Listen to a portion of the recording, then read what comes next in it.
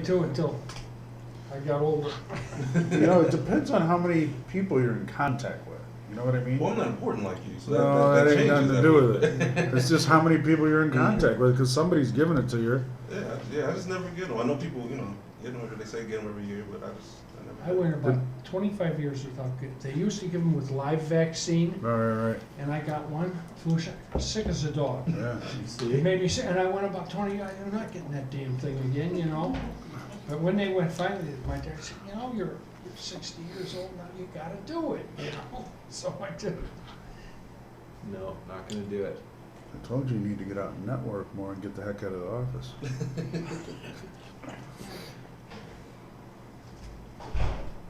Doctor told a friend of mine, the flu not gonna kill you, but it's pneumonia. Had to take you out. Hey, good. How are you? Yeah. Didn't you just go through that? I The still don't party know about just through started it. when I left. In fact, I Did you get your pneumonia shot, Henry? Yeah. I don't know how many years ago, but I had. Yeah, I had one. Yeah. Years It's a shot. ago. I think I had one last year, and I caught pneumonia this year. Pneumonia shot and a shingles shot. Oh, I'll tell you what, Thanks. get a shingle shot. Believe me. Get the shingles, Get the you shingles. bet. You don't want to catch shingles because You I don't heard wanna that. keep- I heard they're painful. Did you have it? Oh yeah. Oh yeah. No, everyone says You're it's talking awful. about Oh, you don't. Look, I have a high tolerance for pain. shots that you had. Yeah, I do too, but You're it's talking bad. about gout. Yeah. You know how you're old? We're talking Yeah, about meeting weather, honor. illnesses, You guys are making me sick. gas Yeah. prices, Yeah. gas prices. Henry Chan, Present. Bill Powell, Present. Maddie Coble, I haven't talked to Commissioner Koval. I assume she'll be here. Ray Cruz, Present. Dave Richard, Here. Scott Forrest, Commissioner Vorse is running a little late. The roads are a little bad, so he'll be here. He's on his way. Where are we at?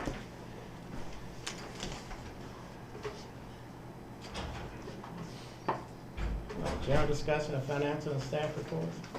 The Housing Authority for the month of November now had an operating profit of about $7,000. Year to date, that brings us to $253,000 in operating profits agency-wide. If you look at it in our two individual programs, not including overhead, the Section 8 program has a loss of about $105,000, which is pretty much where we've held the line since the beginning of the year. I think the first 2 months of the year, we experienced pretty large losses. And once the funding stabilized, we stabilized right along with that. The public housing program has about $744,000 net profit. That's largely been due to the fact that we've been particularly, good with some of our maintenance, and some of the upgrades we've been making have been cost effective. But also, there are just some spending items that, especially with the new office, that we've set aside funds for, so that will get eaten up a little bit as the year goes on. We don't expect to do major construction until we get past the permit phase with the city. Were there any other questions on the financials or the list of bills? I had a couple. Sir. I think I know the answer to this one, but as far as revenue in the capital funds, it's minus 900,000 for the year. Is that because of the sequestration? We haven't gotten that money yet? Okay. Again, I think I've asked about this before, but the maintenance costs are down, significantly. And I guess my only issue with that is that, I don't want to see us not doing the maintenance that needs to be done in order to make our bottom line look better. There are two things that are affecting the maintenance bottom line. One, the budget is based obviously on the previous year's actual. So last year there was just simply more maintenance activity. I think we did a lot more major fixture installation last year than we have done this year. Obviously, if you put in a boiler, that's a big expense versus not having that this year. I think the other thing you'll see is a lot of that contracting costs will come in when we do the office expansion. So some of that budget is just waiting to be used. There's still about, with December included, there are 4 months of the year left. So I do expect to see a lot of that get used up. Okay. And then the ongoing maintenance of all the housing that we have, we feel like we're doing a good job keeping up with that. I do think we're doing a pretty good job. That's something we'll comment on when we talk about, in just a second, when we talk about the scoring that we received, because it does speak specifically to how we've been handling the ongoing. Okay. Are there any other questions?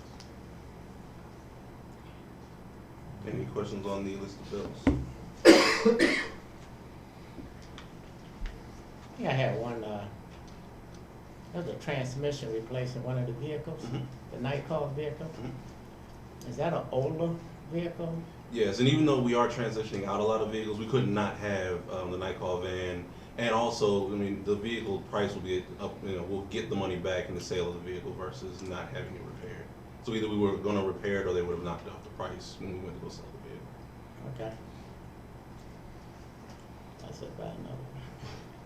But we'll have new vehicles. We won't have that problem. We just didn't, we at that time needed the vehicle, so we just figured to get it fixed. Okay. That's all I have. Oh, one other thing, there was something about water. There was a cost for some water treatment or something. I just wondered what that was. I will probably have to look and get back to him. Was it just because I don't know exactly which one that is? I don't either, not. For special law? Is it for Keith's special order? It's just in the wrong line item? That's how I hide it. I put Yeah, it in go there. ahead, let's go ahead. I will find that out for you on Wednesday, sir. We're gonna have fun in it. If there are no other questions, Mr. Chairman, may I move to the staff reports?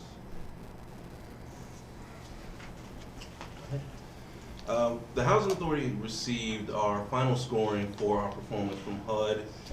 As you'll see, we scored an 81 out of 100 possible points. So if you're looking at your grades as a student, we're B students right now. We've shown over the last 3 years continued improvements. I think in 2011 we scored about a 68. 2012 we scored a 71 or 72. This year scored an 81. The two areas where we had the largest improvement were our physical scores, which is the upkeep of the properties, the maintenance upkeep, and the other was in our financial area where we scored 24 out of 25 possible points. So it does show clearly areas where we need to improve. Our occupancy scoring is a little low, mainly because we had units offline from Maple Terrace, as well as the kind of transition from Jericho going from a leased to not leased property. So Maria and I have been working out some ways to improve that. There are still some areas where we need to improve or want to improve in our maintenance scoring. Jimmy and I will sit down and figure those out as well. But our goal is, of course, over the next 2 to 3 years to become a high-performing agency. If our trend continues, we'll be there within the next year or two. So we definitely want to continue that pace and get to that point where we can be a high-performing agency. Something that we're particularly proud of, the Section 8 program scored 100 out of a possible 100 points. So that just goes to show, and Sue, you'll be hearing from Sue more. She's not with us today, but starting in January, you're going to get a Section 8 report from Sue, so you know a little bit more about that program and see and hear a little bit more about how it's being run. But I'm very pleased to report that we got a perfect score as far as that's concerned. Good, see, I had that comment. Congratulations. Thank you. Yeah, good work, man. Thank you. Good work. As we talked before, the logo and the website are moved. Sorry. Before you go on to another subject, I got 2 questions on this. What does HUD consider, what number, high-performing agency? 90%. You have to score 90 out of 100. And then what process do they go through to do this? Do they come in, just reports from you guys? What's the whole process for this to happen? The scoring process is multiple. For example, they do what's called a REAC inspection for our physical properties, where an individual from HUD comes out and they sample our properties to make sure that there's no violations of our exterior of the property or the interior of the property. So we're scored individually on multiple properties for that, and they take that sample and give us a score. The financial score is based on our audited financials, which once we put that into the HUD system, they actually create a formula that gives us a fixed number for that. So each individual category, and there are 4 categories that are scored. It's capital fund, management, financial, and then physical. But they do individual scoring and have individual criteria for each of those. How do we score on the management part? The management is one area we want to improve. We scored, I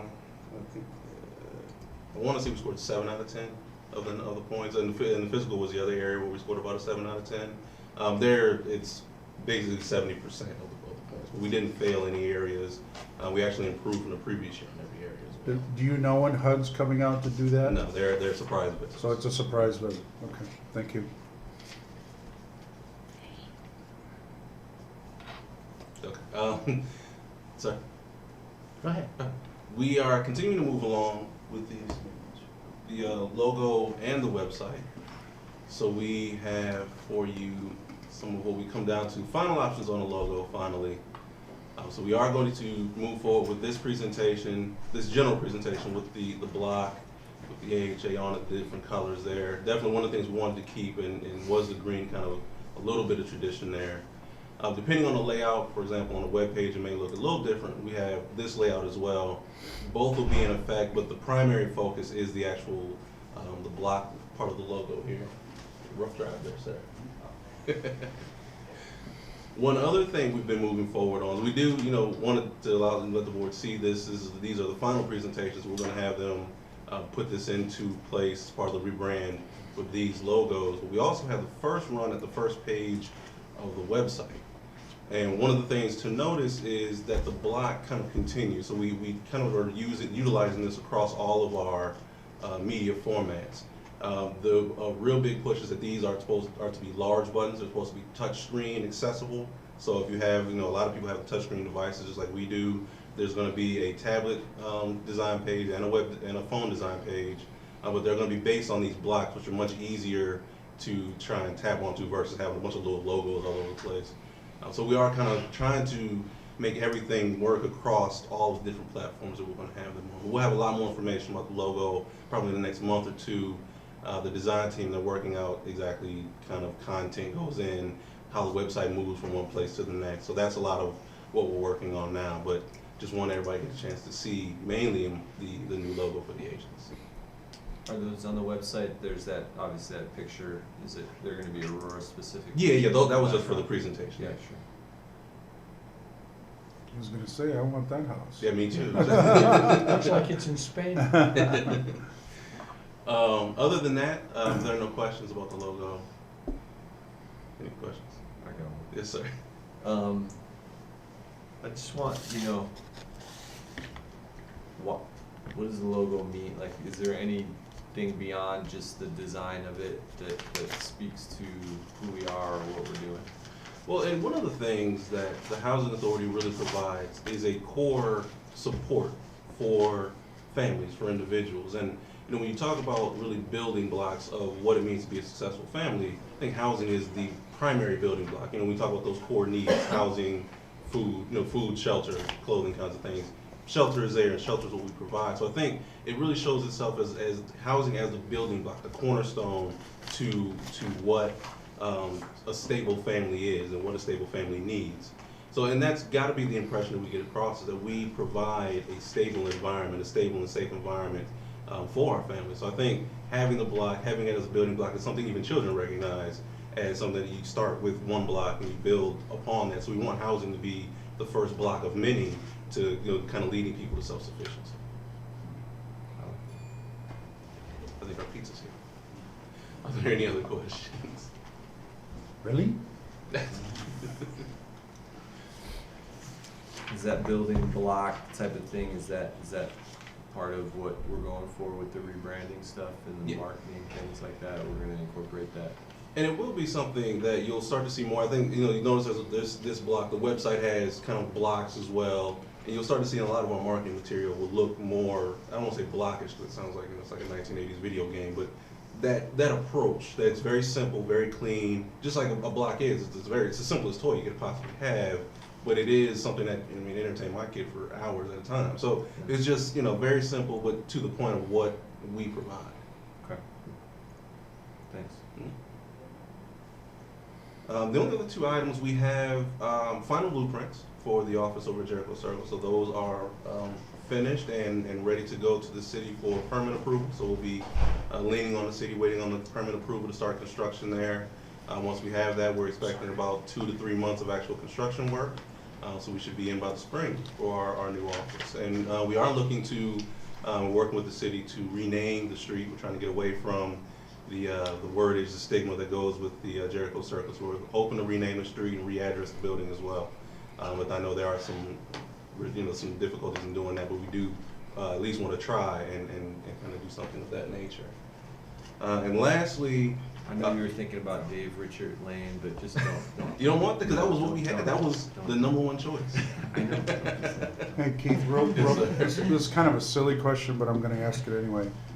Is the city aware that we wanna put our new building out there? Are they aware? I certainly hope so. Rick and I have talked about it a couple times. I would think so. So they do know and they're Yeah. okay with that? I haven't heard any complaints yet. Yeah, I mean, it's obviously been talked about pretty consistently for a while. I think that for a while it was a little bit sort of up in the air with the, or not up in the air, but sort of contingent on the ULI panel outcomes, but I don't think there was anything in what the panel put out that, you know, that said this would be the consistent use, and I think the fact that it is on sort of the edge of the land, it still leaves open various lease options and other things. Again, I don't think it necessarily runs counter to. Cause this is just an office building, it's not a, Right. And it's not like you're building it, you know, from the ground up, where it's a major investment, it's a modest investment to rehab it, so. so that was a yes, Rick? City likes it, okay with it? You know, right? Alright, just making sure, just making sure. And lastly, as we all know, we will probably need to have a discussion relative to the results of HUD's report. So I would imagine at some juncture after the main part of the meeting, we'll need an executive session to further that discussion.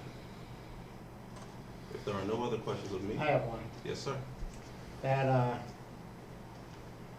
in here currently negotiating under ways to assess the feasibility of property on the river. Ah, yes, I apologize. I did forget that. There is, and it's been in the paper, so I'm sure everybody's aware, there was at some juncture we were in discussions with a developer who wanted to engage the housing authority in providing support for an affordable project on River Street. The same project, the same building that the housing authority initially, that we presented to purchase that we did not purchase. So one of the things that at some juncture, probably not until January, I know we had some other things that took a little bit more prominence at this point, which is why it's not on the agenda to discuss today.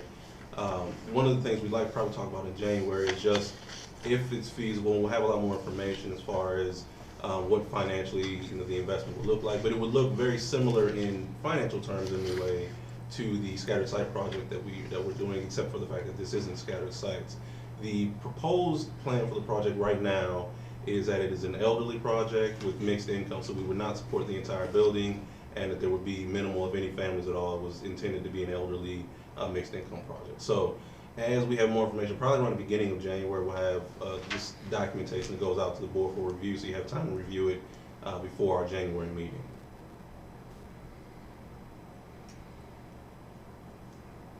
Okay, another question I have, is soccer field. Mm-hmm. You know, I just found out about that, and I think anytime, you know, I know Dave contacted some people, but I think before he do that, it should come to the board, to let the board authorize him doing something. Now, the soccer field discussion, I'm sorry. I was just gonna, are you referencing something that we've all seen? It's in the paper, it's in his report. Okay. That discussion is gonna have to be put on hold until we have an outcome from the ULI discussion, but absolutely understand your concern and definitely will do that. We had started, because initially we had the ULI report, and going back to the decision we made in September, to look for alternative options for that site, we began the process of speaking with interested individuals as to what could happen on the site. So that discussion with Mr. Navarro came from that board decision back in September.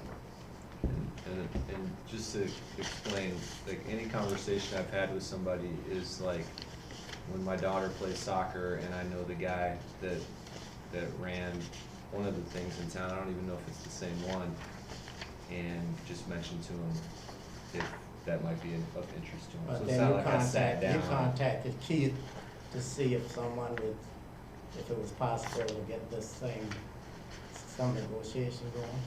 Yeah, I mean, it wasn't that detailed. Well, I'm just saying, if you don't do anything, you know, regarding the board, you contact the board.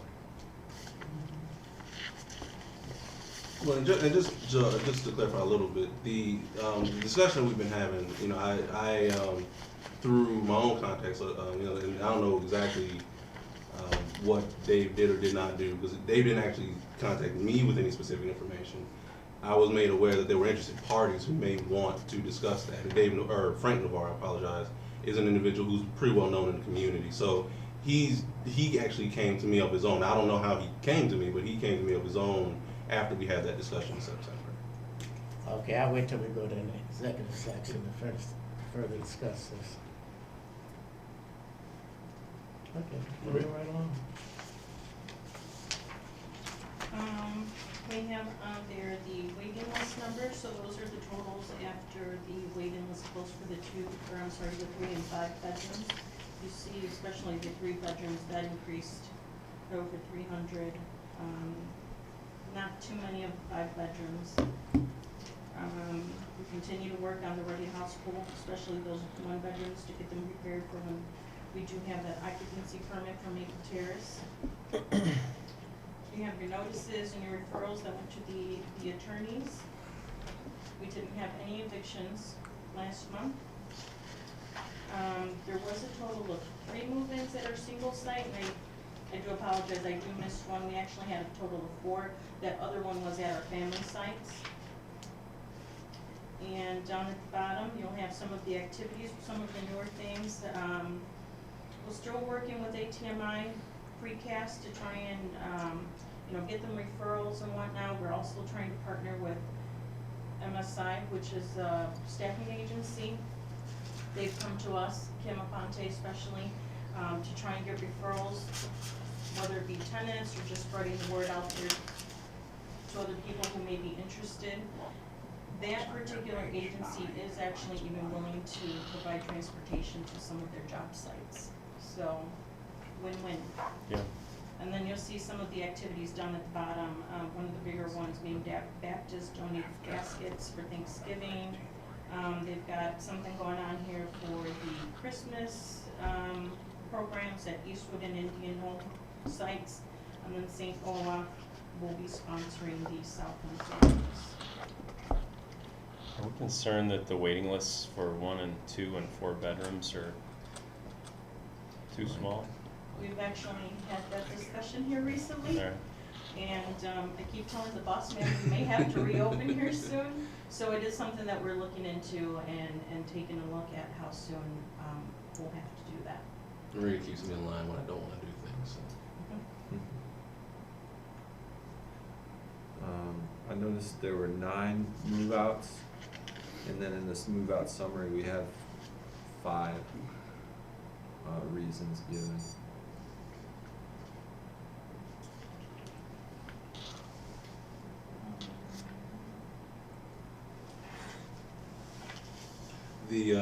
And I apologize, that is a typographical error. I would correct that for everybody. There were just 5 move-outs. The 9, there were some transfers in there, so I didn't put them in the right category. Gotcha. Oh, is that what you said before? All right.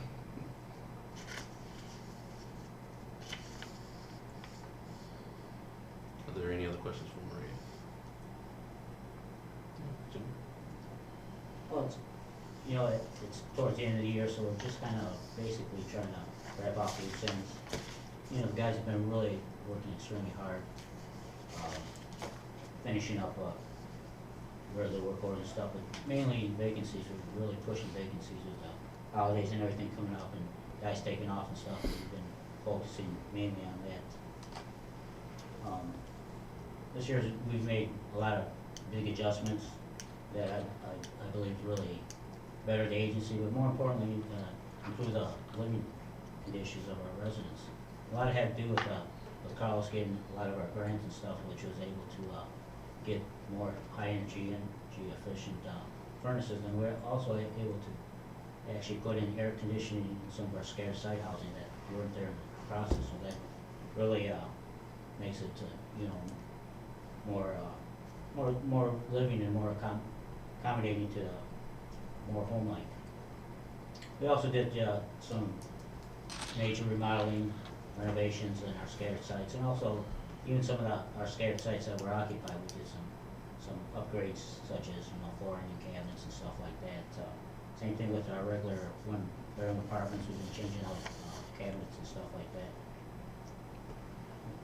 With all that that's happening and stuff like that, one thing that I kind of talk about through the course of the year is that what we do as far as maintenance, it's just supposed to be just accommodating house people and repair, but in many ways we're somewhat of a social agency because most of our maintenance guys have been here probably about 10 years, average about 10 years and stuff like that, so they really gotten to know the residents feel comfortable and stuff like that, and, you know, it just makes things so much easier, and everybody works together, and like I said, a good example was with the fire, the way everybody just pitched in, you know, everybody blended in so well, you know, the firemen were trying to escort Mr. Gregory to his apartment, you know, because, you know, there's no title, there's no nothing, everybody just blended in, and that's a tribute to Mr. Gregory, but also to the staff, and not just maintenance, but also office staff and stuff, the way, you know, it is a small agency, and it is very family oriented.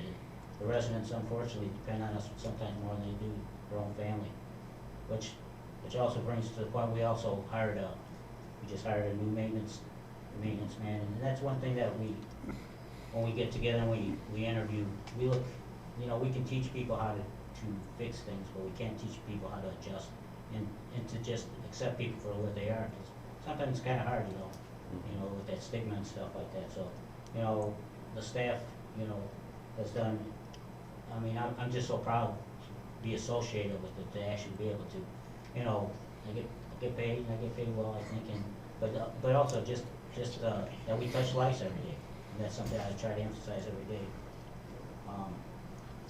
Maintenance did have some training from one of our vendors that we've been purchasing some of our furnaces and air conditioning stuff.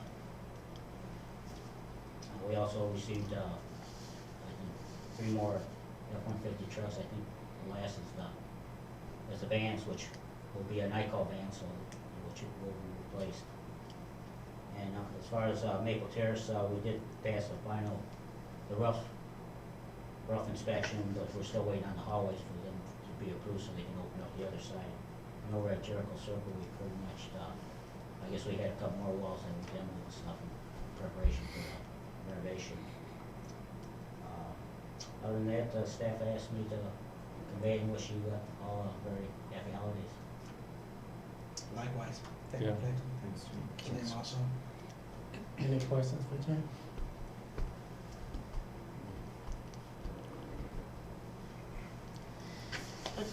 If I could just go back, I just think of some things. We just purged our waiting list, right?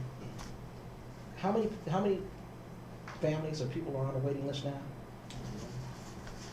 I have a total of 480. That's the public housing waiting list.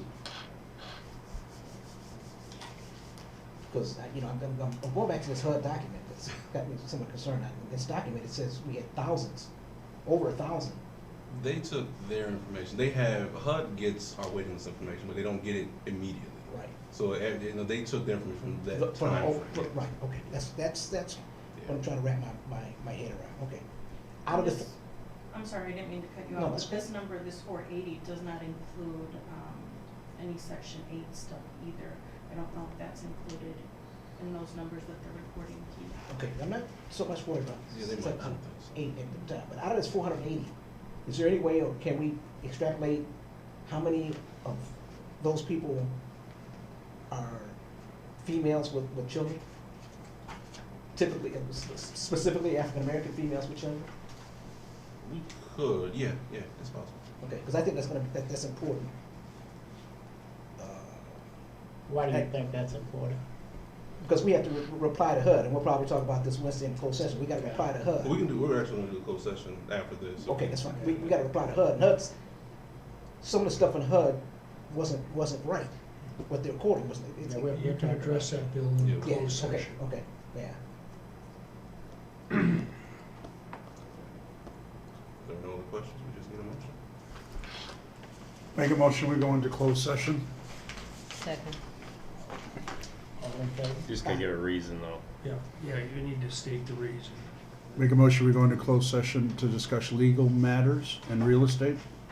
Second.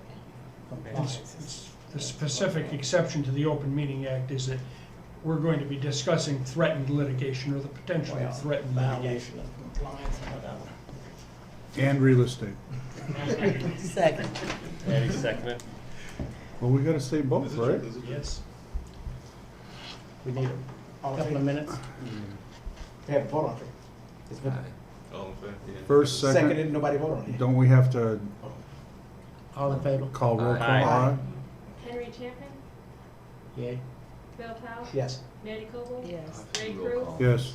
Dave Richard, You don't have to Yes. roll call for that. Scott I don't know, Yes. what was the question? Okay.